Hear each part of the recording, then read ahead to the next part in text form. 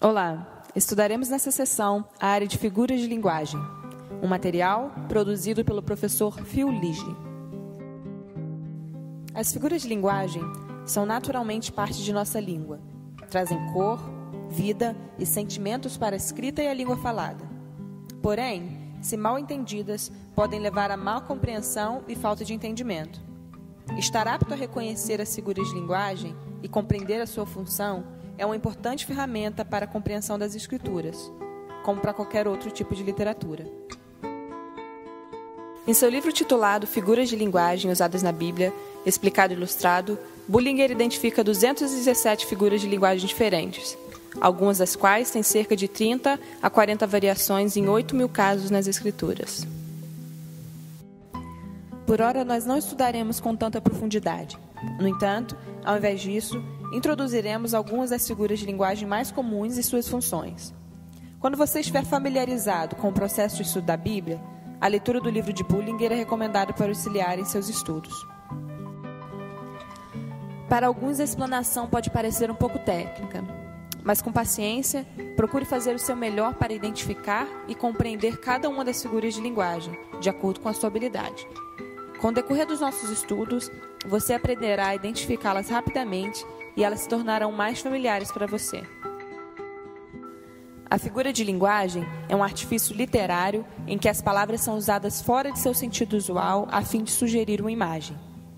Reconhecer e compreender as figuras de linguagem é simplesmente tentar identificar a intenção do autor, o que é um dos objetivos no estudo indutivo. Devemos observar que cada figura de linguagem não é uma divisão explícita, mas há figuras de linguagem que algumas vezes coincidem com outro tipo de figura e o seu uso. Analogia. Analogia é quando existe uma comparação mostrando pontos em semelhança. Por exemplo, uma comum analogia é feita entre o coração e uma bomba.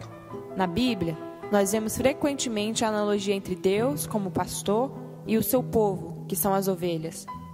No Evangelho de João, capítulo 15, versos de 1 ao 9, nós vemos também a conhecida passagem em que Jesus é a videira e o seu povo os ramos. Antropomorfismo. Antropomorfismo é usado quando características físicas são atribuídas a Deus com o propósito de ressaltar alguns de seus aspectos. No livro dos Salmos, capítulo 10, verso 12, Deus é impelido a erguer a mão, enquanto nos Salmos 44, verso 3, a vitória não foi conquistada por espada, mas pela mão direita, pelo braço do Senhor. Em Gênesis 19, verso 29, nós lemos que Deus lembrou-se de Abraão e livrou Ló da catástrofe que destruiu Sodoma. Apóstrofe.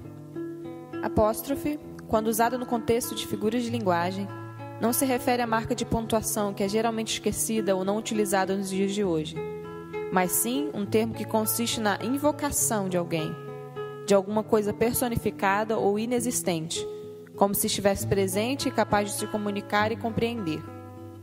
Este ser personificado faz parte do contexto, interferindo com suas falas através de ideias abstratas ou objetos imaginários. Paul Simon, em O Som do Silêncio, usa esse recurso quando ele canta: "Olá, escuridão, minha velha amiga, eu vim para falar com você de novo." Em Paul Simon, The Sound of Silence.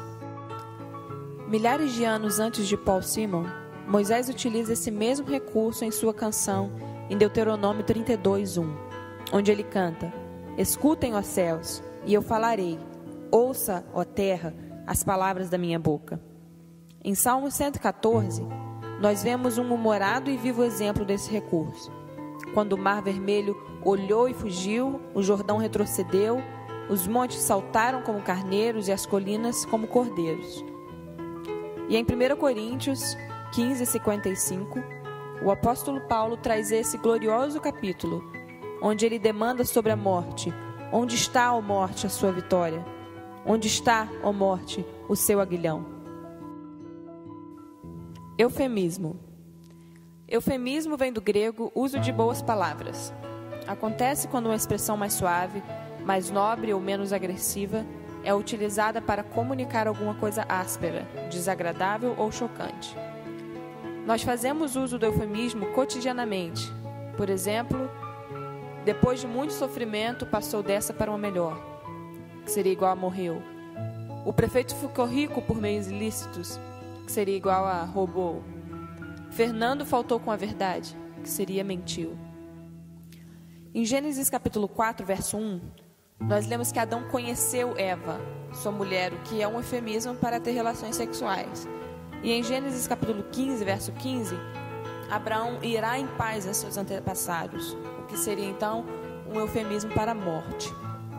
Em Juízes capítulo 3, verso 24, foi dito que o rei Eglon estava cobrindo os seus pés, o que seria uma forma mais suave de dizer que ele estava usando o banheiro.